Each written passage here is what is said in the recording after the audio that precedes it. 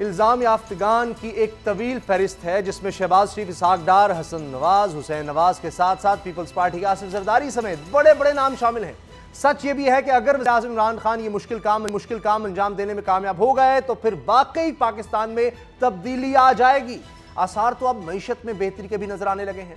Stock exchange में रोज बरोज होने वाला इजाफा, करंट अकाउंट खसारे में होने वाली कमी और मूडीज की पाकिस्तान के बारे में तब्दील होती राय तब्दीली का पता दे रही है। क्या वज़ीर आज़म दुरुस्त कह रहे हैं कि मुश्किल वक्त खत्म हो गया है? आज इन सब पर हम बात करेंगे। मेरे साथ हैं असद खरल, बाबर डोगर साहब। खरल साहब, हम प्रोग्राम में ये बहुत दफ़ा बात करते रहे कि पैसा आएगा, पाकिस्तान में रिकवरी होगी, इसके इशारे हम देते रहे, लेकिन ये जो 38.5 अरब रुपया पाकिस्तान आ रहा है, इसकी तो मिसाल पाकिस्तान की तारीख में नहीं मिलती। और अब ये कहा जा रहा है कि इससे तो रास्ते खुल जाएंगे। जो हसन, हुसैन, शरीफ खानदान की जो बाहर दौलत है और पता नहीं किस किस की, जरदारी खानदान की, दीगर बहुत से लोगों की बाहर दौलत है, अब उसके लिए कोई रास्ता खुल जाएगा इसके बाद? खरल साहब।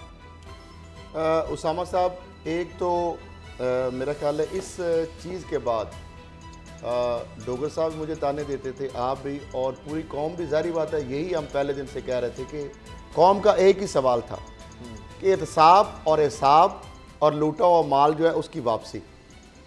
अब मामला यह है कि दूसरी बात थी डील और ढील, उसकी भी बातें हो रही थी, NRO की बातें हो रही थी। फिर शहजाद अकबर साहब बेचारे गए, हम भी बहुत सारे लोग उनको बैशिंग कर रहे थे, एक तस्वीर जारी हो गई, इस तरह की चीज़ें कि जनाब वो देखें जी शहजाद अकबर साहब किधर गायब हो गए हैं, तो वो छुपे रुस्तम निकले हैं।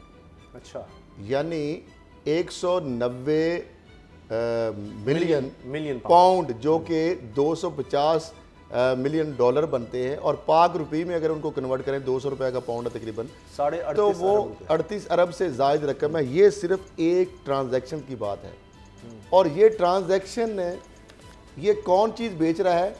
ये हसन नवाज शरीफ साहब जो हैं, ये उनके मैंने वहाँ पे टैक्स रिटर्न वहाँ से UK से जो निकलवाए हैं, जो बेचारे 5-6 लाख रुपए सालाना मकरूज़ हैं। ये देख लें, छोटी छोटी अमाउंट है उसमें।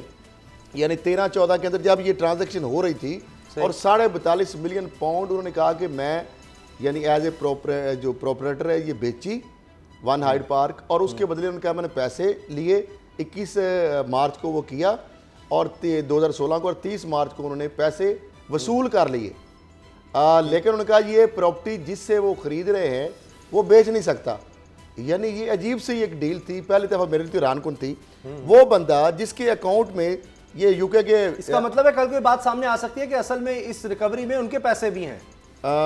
ये शरीफ खानदान के गिर्दी तो घेरा तंग हुआ है। यही तो मैं बात कर रहा हूँ।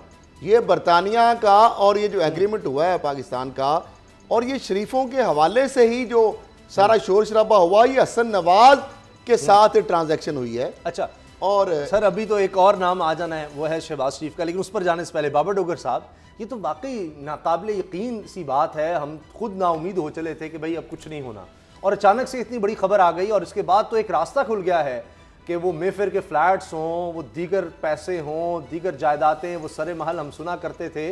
तो वो इसीलिए एतबार ख़त्म हो गया 70-75 साल में कहानियाँ सुन के कि जनाब कुछ नहीं आना, कुछ नहीं आना।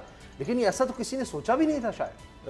उसामा साहब, ये एक वेलकम जेस्चर है कि पाकिस्तान अल्टीमेटली जो लूटी हुई दौलत, जो पाकिस्तान की से करप्शन का जो पैसा बाहर गया है, वो वापस आना शुरू हो गया है। यानी कि हम तो नाउम्मीद हो गए थे कि पाकिस्तान से जो पैसा बाहर गया वो नहीं आ सकता। अब शरीफ ख़ानदान जिसकी अरबों रुपए की प्रॉपर्टीज़ हैं बरतानिया के अंदर, बरतानिया के अपने अखबारात जो हैं उनमें ये स्टोरीज छपती रही हैं कि शरीफ ख़ानदान ने मुख्तलिफ बैंक अकाउंट्स के ज़रिए से, मुख्तलिफ ट्रस्ट के ज़रिए से, बेनामी प्रॉपर्टीज़ के ज़रिए से लंदन में बेतहाशा प्रॉपर्टी खरीदी हुई है। बल्कि इनका शुमार तो किया जाता है कि जो रशिया का माफिया, ऑयल माफिया जो है, वो दुनिया की सबसे जो अमीर तरीन जगह हैं वहाँ पर उनकी प्रॉपर्टीज है, वो वहाँ पर प्रॉपर्टी खरीदते हैं। उन इलाकों में, दुनिया के महंगे तरीन इलाकों में, लंदन के महंगे तरीन इलाकों में शरीफ फैमिली के जो अपार्टमेंट थे, अभी तक मेल के मुताबिक 21 मजीद प्रॉपर्टीज हैं जो कि लंदन में इन्होंने खरीदी हुई हैं। सब्सक्राइब करें और बेल दबाएं ताकि कोई खबर रह न जाए।